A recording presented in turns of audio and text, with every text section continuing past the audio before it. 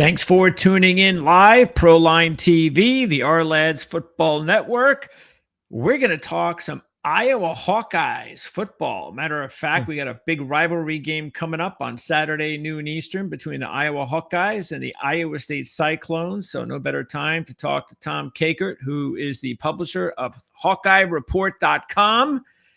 And he's the one I turn to whenever I want to find out what's going on with Iowa. How's it going, Tom? It's good to be back on with you, Greg. Yes, it's nice to have you on again, Tom. This is about our yearly opportunity to catch up on what's going on with Iowa Hawkeyes football. And it's just, watching the team again and just seeing, I know it's only first week and I'm hearing these things before the first game about, I don't know, just conflicting stories about the offense again. And it's like, is this going to happen again with Iowa's offense where you just have no idea if they're going to be productive at all and it's just going to be the defense? And man, and then you see the first game and it's like, well, I'm not sure. I was very impressed with the offense against Albany. So what's going on with Iowa's offense again? I know they got a nice new quarterback. Yeah, it's if you would have told me a week ago at this time, I would have told you, and in fact, I did. I said this to people. I wrote it. I did radio shows, and I was like, people had asked me, like, what's going to be the storyline that comes out of week one for Iowa? And I said, Gronowski is going to be really good, and you're going to have a sense of relief about the quarterback position. The exact opposite happened. Why did you say that? What made you believe that? I just thought he would settle down, and you can say what you will about him. He won the Heisman Trophy for the FCS level, the Walter Payton Award. Threw for 10,000 yards, 93 touchdowns. I mean, yeah, it's a different level of football, but it's still football. Sure. And we've seen a lot of really good quarterbacks come out of that level of football. Well, Trey Lance was top 5 draft pick. Yeah, Trey Lance, Joe Flacco. We've seen guys come up, over the years, and I just thought, yeah, this guy's going to be solid, and plus he can run a little bit. Mm-hmm. And he just, for lack of a better term, I think he just had a case of the yips on Saturday and just struggled. Couldn't complete passes early. Seemed tight. Seemed just tightly wound. He did loosen up a little bit in the third quarter, but it was interesting because the second quarter, Albany scores and takes a 7-3 lead, and it felt like Kirk Ferentz came out of that possession and said, okay, guys, we're just going to run the ball, and we're going to get out of here with a win, and don't throw any more passes. And he ends up with, Gronowski ends up with 44 yards passing, and we're back where we, always seem to be with Iowa football, which is they don't have a passing game at this point. You don't know if they're going to have one this year. It's incredible. I mean, because I dig up stats for a living and weird things that happen with Iowa football. They haven't had an individual throw for 2,000 yards since 2019. That was Nate Stanley. They haven't had a wide receiver catch over 500 yards in passes in a season since 2019. And that was Amir Smith-Marset and Tyrone Tracy, who's now a running back for the Giants. Those were the two guys that did it that year. So they've had some tight ends go over 500, Hawkinson and guys like that, but Sam Laporta. But they have good tight ends, yes. Yeah, they're pretty good. Noah Fant, pretty good. Yeah. They had some good tight ends in that span, but I don't think there's, other than maybe a service academy, there's probably not a program in the country that can boast that. And it's just been kind of, and immediately this performance just triggers the anxieties of Iowa fans. Here we go again, especially when you've, they obviously, Gronowski got a pretty penny in NIL to come to Iowa. All the quarterbacks do when they move.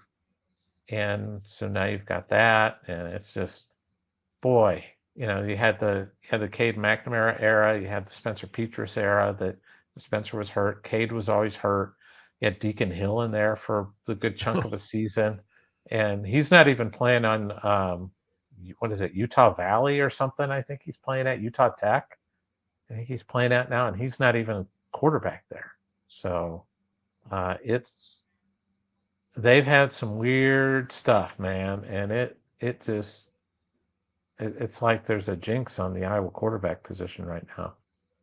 Yeah, if they weren't a winning program, like even for just 2 years, back-to-back years, and this wasn't a legendary coach, whoever was the coach would be gone. Yeah. We're not taking this. You got there's no reputation there. We can't watch this. And Yeah. yet it's Kirk Ferentz. They're still winning. Yep. And at some point, the fans are going to be like, and maybe they've already reached that level because there've been a lot of winning at Iowa. I don't even care about winning anymore. I just can't watch this. I mean, I'd rather lose and score 35 points on offense than watch this anymore. I can't do it. Yeah, there's some of that for sure regarding Iowa football. There's some real definite fan frustration because it's like they keep seeing the same horror movie over and over again with the offense just struggling. I mean, last year they got carried by Caleb Johnson, had just a historic season, and this year they rushed for 310 yards against Albany, but I don't think they're going to do that this week against Iowa State. I just don't see that. So then you think that they're going to they've got some talent at wide receiver. They do. I think Okay. it's a much deeper group than it was last year, the year before. Okay. And you're looking at that. Sam Phillips comes in from Chattanooga. He had a play Saturday. He was wide open in the end zone, and I thought initially that the ball may have been tipped by one of the Albany defensive ends, but it wasn't. And Gronowski threw it 5 yards short of it, and he was wide open in the end zone. Oh yes, I saw that one. Yes. It was in the first quarter. Yeah. Yes, I saw that one. It's Yeah. just incredible. Yeah. It was like, what happened? Yeah, We were looking like, to find out if he slipped it. Like it was one of those things. did the ball slip out of your hand? Yeah. No, he just short armed it. Jacob Gill, KJ Parker, Seth Anderson is son of Flipper Anderson. He's healthy for the first time. Caden Weegan. They've got some guys that can do some things. And they've got a couple of good tight ends too, with Addison Ostrenga and Zach Gortworth. Hayden Large gets some minutes too, and they've got some guys that are capable, but now it's just finding a way to get them the ball. What's up with have they changed at all as far as scheme? I know they have a new coach, so what's going on there? The biggest adjustment this year that I find interesting is that so I was talking to Tim Lester, the offensive coordinator. He's a former Western Michigan head coach and really, really bright offensive mind. And he's basically running the Green Bay Packers offense. He did a year after he got let go at Western Michigan with he and Matt LaFleur are really good friends. And so he was like their offensive analyst position there for a year. So basically he would help prepare the defense every week by watching what the San Francisco 49ers were doing or on offense or the Bears or the Lions or whoever. So he was picking up a lot of stuff just from the Green Bay Packers and from Matt LaFleur, but also other NFL teams. So essentially he'll joke with us that we're running the Green Bay Packers offense now. And that's a pretty good offense. Yeah, sure. And but last year he was kind of flying on his own. So every week he was they play Saturday and then Sunday, he's making the entire new game plan. He was going week to week and everything. Now they've got a couple of senior analysts. One of them is Warren Ruggiero, who was the offensive coordinator at Wake Forest and really, bright football guy. He made famous with the slow mesh that they used to do at Wake. And so he's an analyst on staff. So he and another guy are putting together the game plans. So, Tim told me, he was like, yeah, basically they got the first 3 weeks in a can, like a month before the season started, based on film from what they saw last year. So I think it's going to help them just in terms of their prep and everything. They feel like they're getting ahead of the game a little bit. And but they're going to run the Green Bay offense. And they like the run game that LaFleur runs up at Green Bay, and they've used a lot of that stuff with counters and they had a toss sweep this past weekend. So they're doing a lot of different things. Okay. So you believe then that there really shouldn't be any excuses this season to see the offense be better, not dramatically better, but just and look, it's 1 week, it's Albany, whatever. Maybe there was some stage fright. You never know. Learning, it's all new. Yep. We get it. But now they've got to face Iowa State, and this has been a real battle the last 4 years. Both teams are split, and it's been a really, really tough series that seems to, especially lately, go down to like the fourth quarter almost every year. And what do you think about Iowa's chances based on what you've seen from both teams so far? Here's a fun stat for you. Iowa hasn't lost in Ames at Iowa State since 2011. Oh, that's pretty long. Yeah, that's a long streak. But Iowa's lost the last 2 to Iowa State in Iowa City. So interesting. It's interesting. So the road team. The road team has kind of held serve, and it's one of the things I'm going to look up this week is how many turnovers Iowa has created in those wins, those last few wins, and I have a sense it's going to be well into double figures. They seem to always just create turnovers when they play in Ames. So I'm going to be interested to see, kind of what those numbers are. But that to me, that's one of the keys to the game is Iowa's going to have. They didn't create any turnovers against Albany and had just 2 sacks. So that's surprising.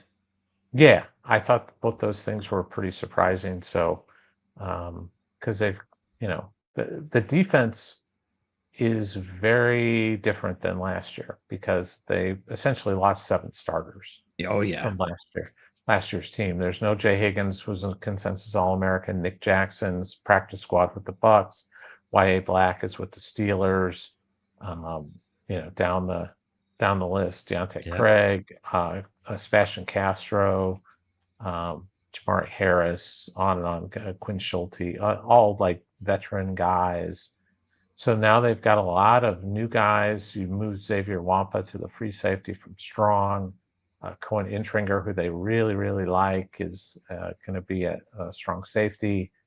The linebackers, Jaden Harrell and Carson Shire, 5th-year seniors, so they're veteran guys.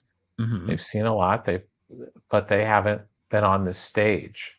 So this is going to be a huge year for them. I think Shire's got a chance to be a pro if he stays healthy. His biggest issue has been health. He's just always been hurt, and this is the first time he's really, really healthy, and I think he's really good. I think Aaron Graves could potentially be a pro player. Max Llewellyn is, I know most of the draft lists have him as I think like a top 15 defensive end. He really came on last year, Max did, as a rush end.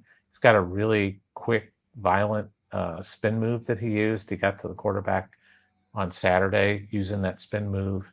And he's the guy that helped them win the game against Nebraska late last year. He used that move and kind of rushed Raiola and jarred it loose and recovered the fumble. And then Iowa kicked a game-winning field goal off of that play. So he's different. He's probably their best rush guy. Herkett's just really solid.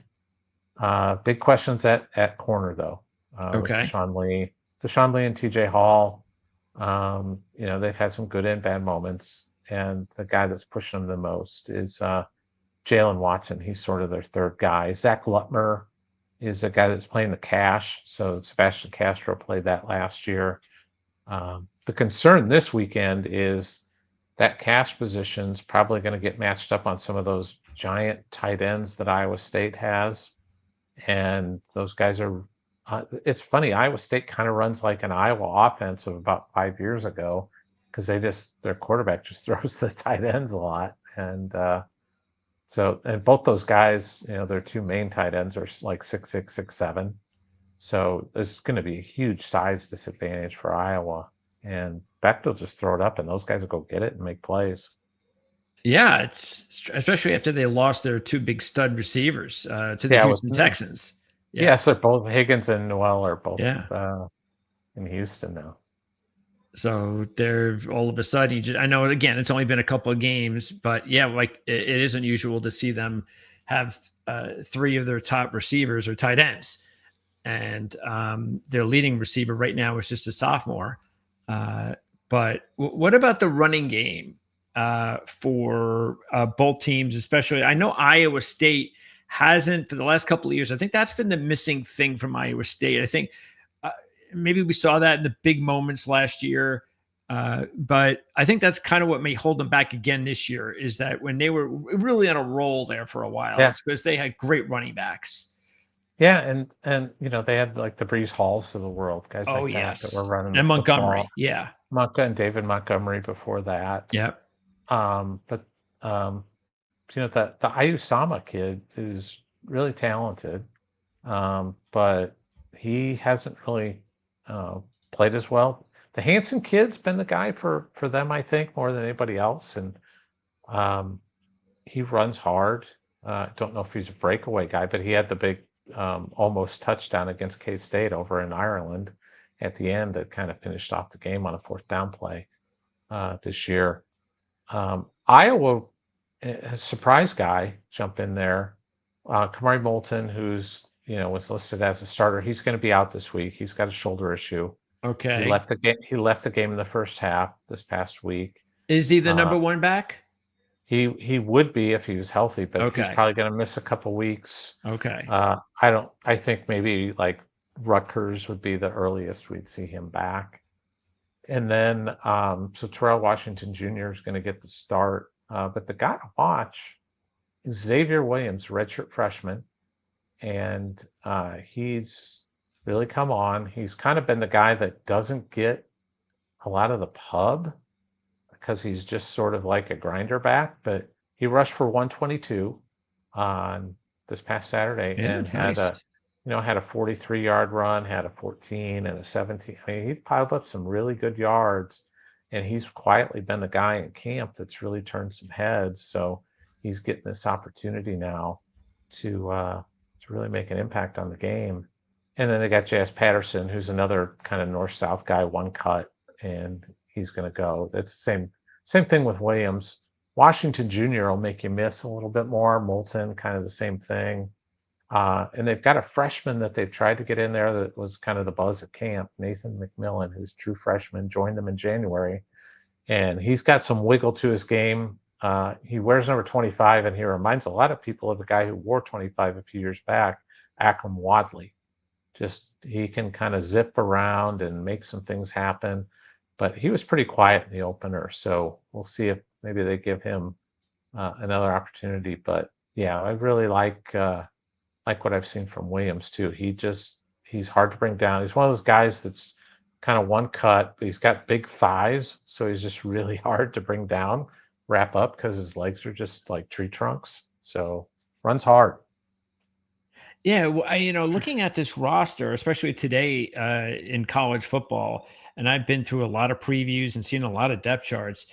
This is it looks like Iowa has a real dearth of transfers. I mean, if you think about it, I mean, Clemson maybe is the one that I could probably equate the limited number of transfers, considering three of them are quarterbacks. Yeah. And even freshmen that I see now, some of that is just because trying to get to know which players are capable of actually being recognized as freshmen. But why do you think that is? Is it just because it's Iowa? Is it offensively? Is it just because of the reputation? Why do you think it's been so hard? Or is this by design that Iowa hasn't been able to bring in more transfers? Yeah, I think it's that they like to keep their own guys and they develop their own guys. And I think that's where their heart is at. And then they kind of just fill in spots. It's interesting with you brought the quarterback position because Jackson Stratton is like probably their fourth string guy. And he's the only quarterback that returns from last year's roster. All the rest of the guys are new. Gronowski was at South Dakota State. Yeah. Nate Brown was at Auburn.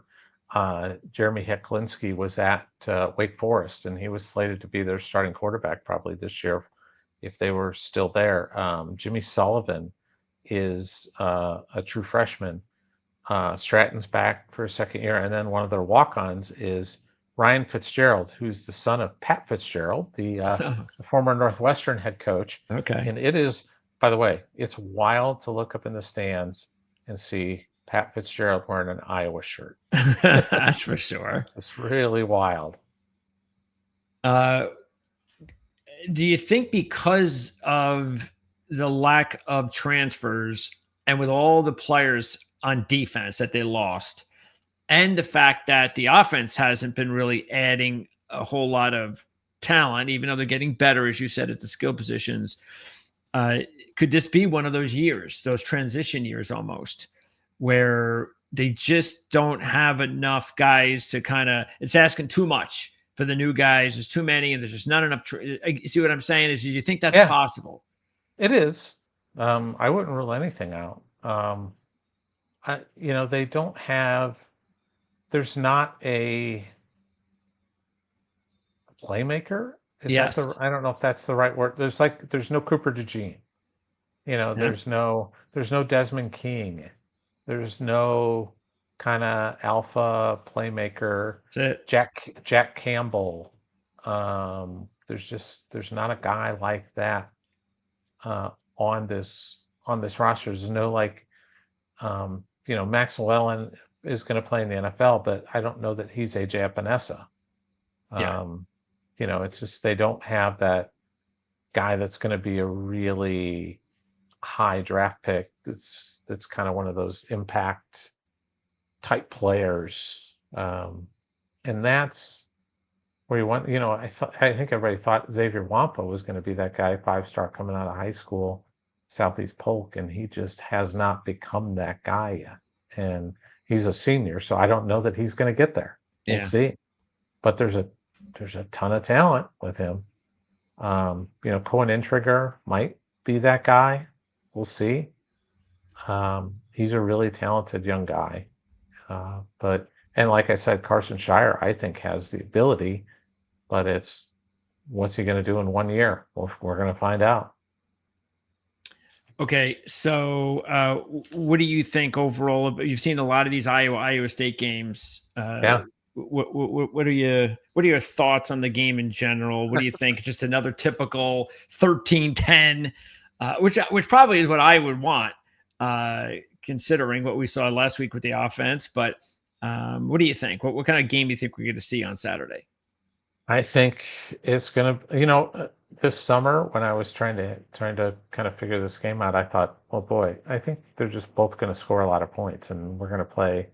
It's going to. I don't know if it's going to be 44-41 like it was in 2017, but maybe we get a lot of points and maybe we get a lot of excitement. But I just the closer this game gets, the more I think it's going to be, 12-10. Yeah, with field goals galore. But the thing that concerns me from an Iowa perspective is I think Rocco Becht is probably the best player on the field on the offensive side for either team. And he's really playing at a great high level. He just is. He's, I know it was South Dakota, and I know South Dakota kind of got gutted in the portal in the spring. But 19 to 20 for 278, 3 TDs is pretty impressive. What he did against K-State in the second half of that game in Ireland was really impressive. And I just don't know that he's going to make the mistakes that Iowa needs him to make to get a win. But I don't count anything out. We were talking about this the other day. I've seen Iowa State teams lose to UNI, Northern Iowa, and then come in and beat Iowa in Iowa City, the next week. I saw an Iowa team in 2009 have to block 2 field goals against Northern Iowa in the final seconds to hold on to win against the Panthers. Then the next week, they went to Ames to play against Iowa State, an Iowa State team that I think beat North Dakota State pretty comfortably the week before, and Iowa beat Iowa State 35-3 and intercepted, I think, 5 passes. So you never know. You never know with this Yeah. series. You never know in a rivalry game, because all it takes is a couple of plays to go for one team, and all of a sudden you're like, yep, okay, all the this game's momentum. over. Yeah. Yeah. Especially if it is a low-scoring game, and we still don't know about Gronowski. There's a long season ahead, so it's quite And possible. I've been told, Kirk Ferentz and Tim Lester, the OC, talked to him, and they're pretty pleased by how he's responded. He's relaxed, and I think maybe going on the road is maybe less pressure for him than playing at home, and he can kind of, I was watching him pregame. They were showing him on the video board, and they showed a tight close-up of him. And I said to one of the guys sitting next to me, I said, somebody needs to make that guy laugh. He was just looked like he was tighter than a drum. You just got to make that guy laugh. Just make him relaxed. It was like the old Joe Montana Super Bowl tale against the Bengals when he John Candy. When he said he wanted to get his team to relax, he looked in, hey, is that John Candy? And everybody kind of relaxed, and they went on that game-winning drive with, that's it. Was it John Taylor catching the touchdown pass, I think? That's it. Absolutely. Yeah. That's what you need. And maybe this week we'll do it. And like you said, it is true. You go on the road, and I think it is the distractions of being home, all that kind of stuff goes away. They're the dog going into the game. And I don't think there's any expectations for the offense, that's for sure. So he can just get better and keep improving, and that's the name of the game. And they're so well coached, and there's on both, especially even on defense. And so that's the thing that really does win a lot of games for this program. You've seen it for years. I know Matt Campbell's a hell of a coach as well, and that's why I kind of agree with you in that respect, because you got 2 really good coaches, but their quarterback has done it a little bit more, especially at this level, than Iowa's quarterback. But that doesn't mean anything. It's a rivalry game, and anything can happen. But we can see why Iowa State's the favorite. Let's just put it that way. Yeah, they should be the favorite. They were the favorite in the summer. It was 2.5. I think it got up to 3.5 a little bit yesterday for a bit, and Sharps started betting it down again. So it seems like there's a price point where the market, the gambling market is, that says if it gets to 3.5, the Sharps are going to come in and buy Iowa. But if it's 2.5, it seems like the public was buying the Cyclones. Before I let you go, Tom, I can't let you go without at least ending one question on the offensive line. Is Logan Jones, is he considered the top lineman on the team? It's him or Dunker, Jennings Dunker. Okay. The right tackle. Dunker's probably the best prospect, and boy, he marches to the beat of his own drum. He's a different cat, but boy, he's massive, big, strong, physical. They didn't move him. He's more comfortable at. He's got the red mullet, so he's easy to identify. He's a different cat, man. He's interesting, but they kept him at right tackle because he's just more comfortable there, because they lost their left tackle, Mason Richmond, who's with the Seahawks now.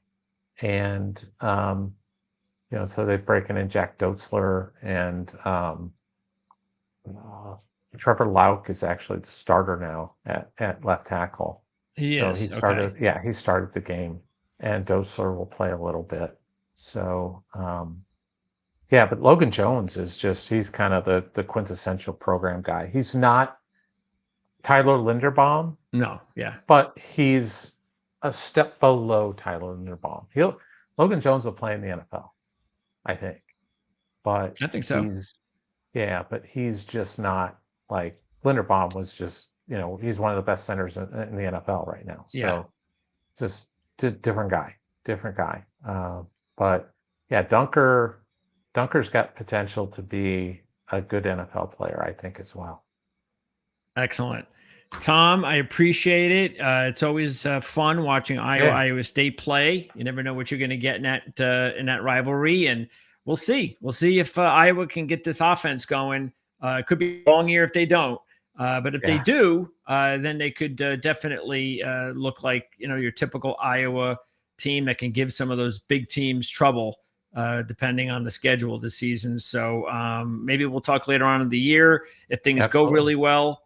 And we've got links in the description to check out the Hawkeye Report, either social media or as far as just going directly to the website. So, Tom, thanks for doing this, and I look forward to talking to you again real soon. Greg, thanks for having me on again. I always enjoy it. I do too. Thanks, Tom. Thank you.